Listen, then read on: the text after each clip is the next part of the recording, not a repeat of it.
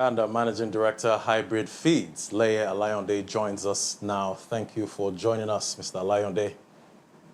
Great to have you. Good morning. Good morning. Thank you for joining us. Yeah, so Nigeria is currently experiencing a shortage of maize. How does this impact you as a feed miller?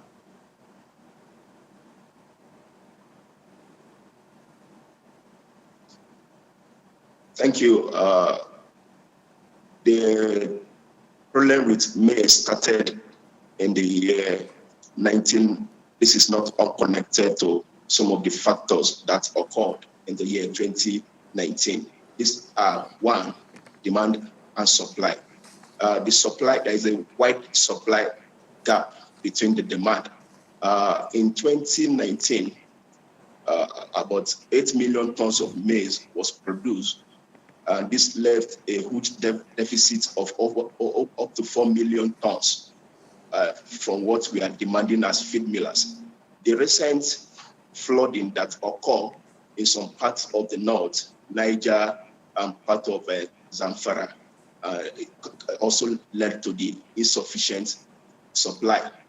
Some of us have also heard about the S-men farmers clash in some part of Benue State, Zamfara. This also led to the shortfall in the supply of maize. Ingredient is maize and soya. Based on the state projection, Nigeria required 12 million tons of maize to produce for domestic consumption and for industrial, an average of 8 to 9 million tons. This deficit has hiked the price of maize. I would like to give you a quick example. In the year 2019, a ton of maize was sold for 85,000 naira. And today, January or February 1st, 2021, we are buying a ton of maize for 200,000. This price hike has made some of major feed millers in the country unviable. Unviable in the sense that with this over 100 increase in price of maize, some of us are not enjoying the business, and this is necessitating us to ask for how to make up this deficit so that the price can come down. Okay, now the central bank has promised to release about 300,000 metric tons of maize this month.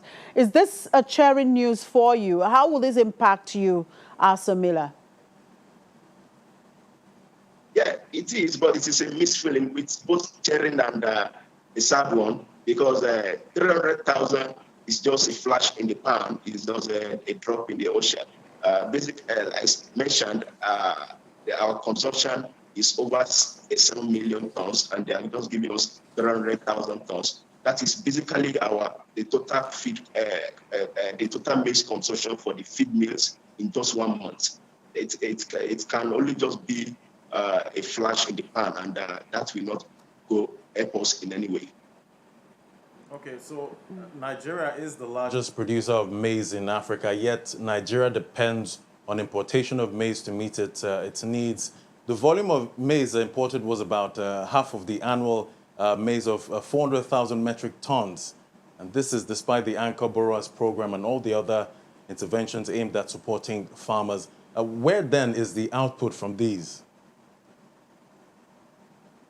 Yes, thank you. The challenge, as mentioned earlier, there is a wide gap between supply of maize and demand.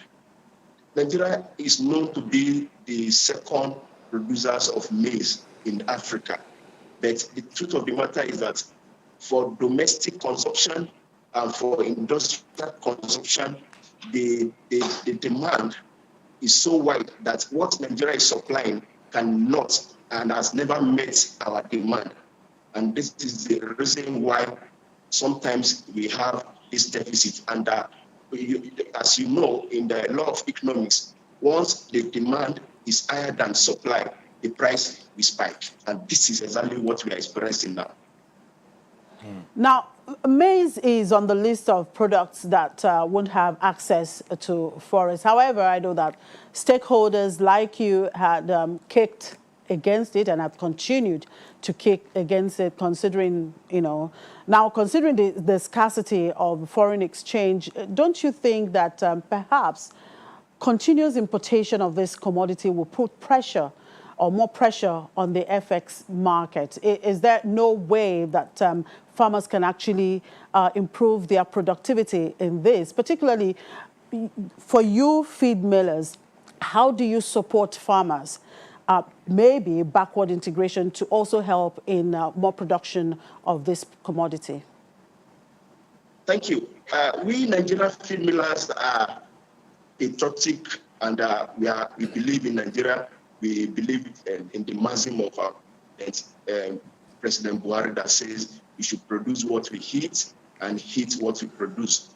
But here we are, like the law maxim, nomad quad non habit. You can't give what you don't have.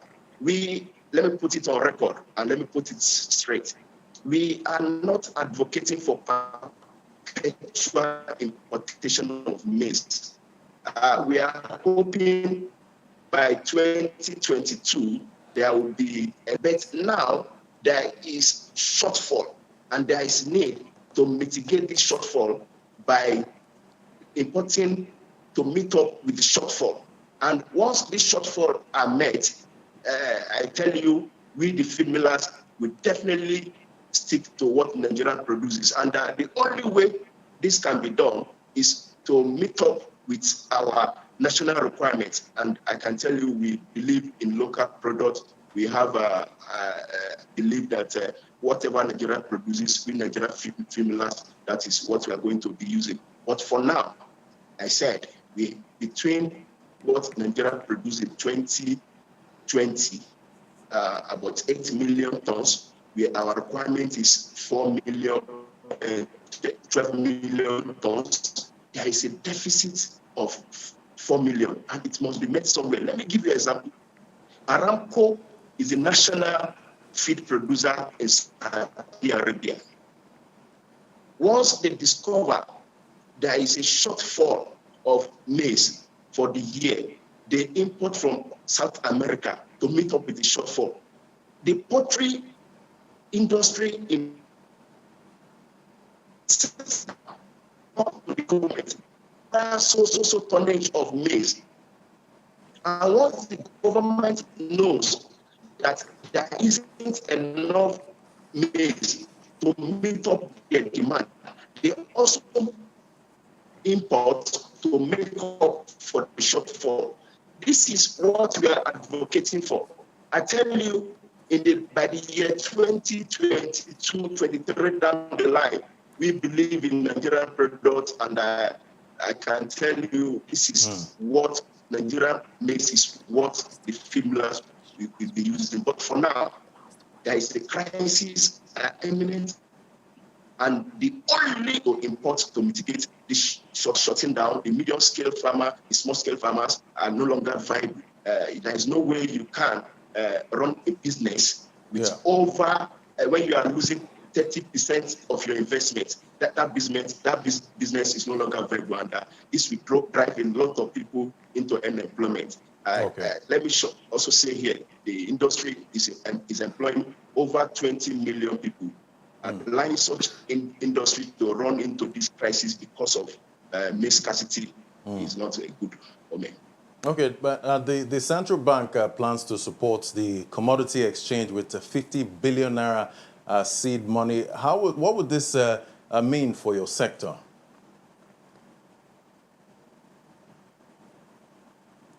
That is a welcome development, and we are glad with that information and that step taken by the APS Bank. We are in full support of that arrangement, and once the commodity exchange commences, the industry that is under the umbrella of co-transition, we will also come in to support that.